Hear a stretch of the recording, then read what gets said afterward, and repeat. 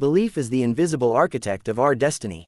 In this third part of our journey, the author invites us to look at belief not only as a personal force, but as a universal energy that shapes communities, cultures, and even the course of history. When we look around the world, we see that every great social change, every revolution of thought, every movement that altered the direction of humanity began with belief.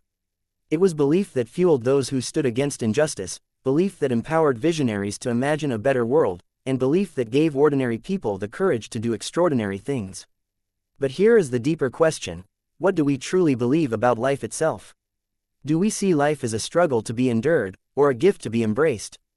Do we believe the universe is against us, or that it is working in our favor? These underlying beliefs silently guide the way we live each day. If you carry the belief that life is a battlefield where nothing ever goes right, you will constantly feel heavy and defeated. But if you choose to believe that life is a sacred journey of growth, where every experience, good or bad, carries a lesson, you will walk with lightness and resilience. In this part, the book explains that belief functions as a filter. Imagine wearing glasses with colored lenses. If the glass is tinted dark, the world appears dim. If it is clear, the world appears bright. Belief is that lens. When you believe in possibility, you notice opportunities that others overlook. When you believe in your own strength, you see solutions where others only see problems.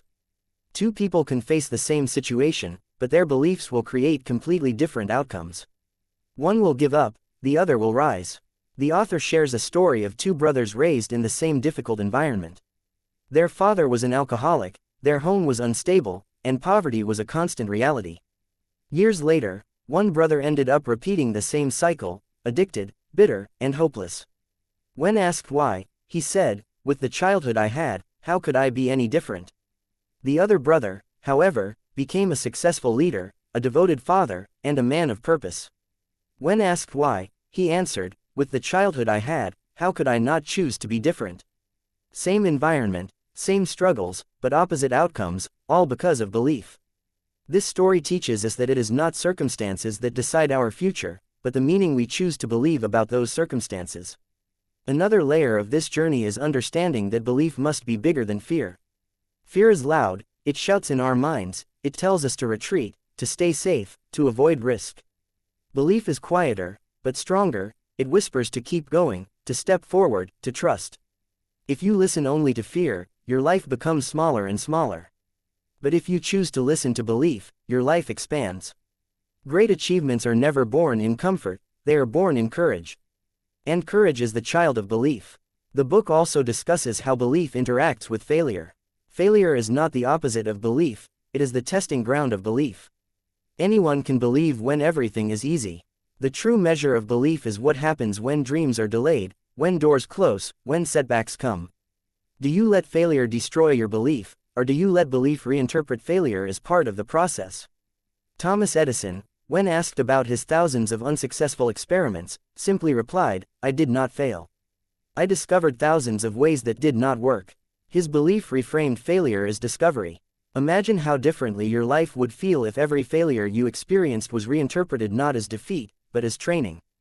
Belief is also tied to imagination. What you dare to imagine, you make possible, but only if you believe in it. The human mind is capable of extraordinary visions. Every building, every invention, every piece of art first lived in someone's imagination. But imagination without belief is just daydreaming. Belief takes imagination and says, "This is not only possible, it is worth pursuing." It gives weight and life to what otherwise would remain fantasy. The book then moves us into a deeply spiritual reflection. Belief is surrender. Sometimes, belief is not about pushing harder, but about letting go, trusting that a higher power, God, or the universe is guiding you. There are moments when our human strength reaches its limit. In those moments, belief becomes faith, a resting in something greater than ourselves. This kind of belief brings peace in the storm, calm in the chaos, and courage when we cannot see the next step. It is the kind of belief that carried Mother Teresa into the slums of Calcutta, that carried Martin Luther King Jr. to the steps of Washington, that carries countless people through suffering with dignity and hope. A powerful example given is the story of a man battling a life-threatening illness. Doctors told him his chances were slim. Many would have surrendered to despair. But he chose a radical belief, that his life still had purpose, that healing was possible, that even if his body was weak, his spirit could remain strong.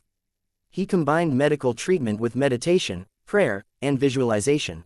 Years later, against all odds, he recovered fully.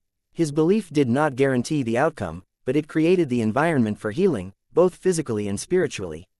His story reminds us that belief is often the deciding factor between giving up and holding on. The book also warns us of false beliefs. Just as empowering beliefs can lift us, limiting beliefs can imprison us. A person who believes, "I am not worthy of love," will sabotage relationships. Someone who believes, "Money is evil," may unconsciously push away opportunities for abundance. False beliefs often come from childhood, from culture, or from repeated experiences of pain. But they can be challenged. They can be replaced. The author urges us to examine the stories we tell ourselves and ask, is this belief serving me, or limiting me? If it limits, it must be broken. And this is where the practice of affirmations and visualization comes in. Belief grows stronger when we feed it daily. Just as muscles strengthen with exercise, belief strengthens with repetition. By affirming truths like, "I am capable, I am guided, my dreams are possible," we rewrite the subconscious scripts that once held us back. By visualizing the life we want and feeling it as if it already exists, we train the mind to expect it, to prepare for it, to move toward it. Science has shown that the brain does not fully distinguish between imagined experience and real experience. This is why visualization is such a powerful tool for building belief. But belief is not only mental, it is also relational. The people you surround yourself with either water your belief or poison it. If you spend time with those who constantly doubt, criticize, or mock dreams, your belief weakens. But if you walk with those who encourage, uplift, and believe in possibility, your belief multiplies. This is why community matters. We were never meant to walk alone. Surround yourself with believers, and your own belief will grow stronger. Finally, the author brings us to a profound truth: belief is love in action. To believe in yourself is to love yourself enough to see your worth. To believe in others is to love them enough to see their potential. To believe in life is to love life itself, in all its mystery and unpredictability. When belief is rooted in love, it becomes unshakable. For love never gives up, never loses hope, and never stops believing. And so, Part 3 closes with a call to courage. Examine your beliefs, nurture them, expand them, and let them guide you.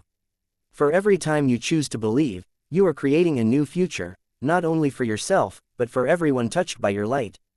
Belief is not a small thing. It is the greatest gift you can give to yourself, to others, and to the world.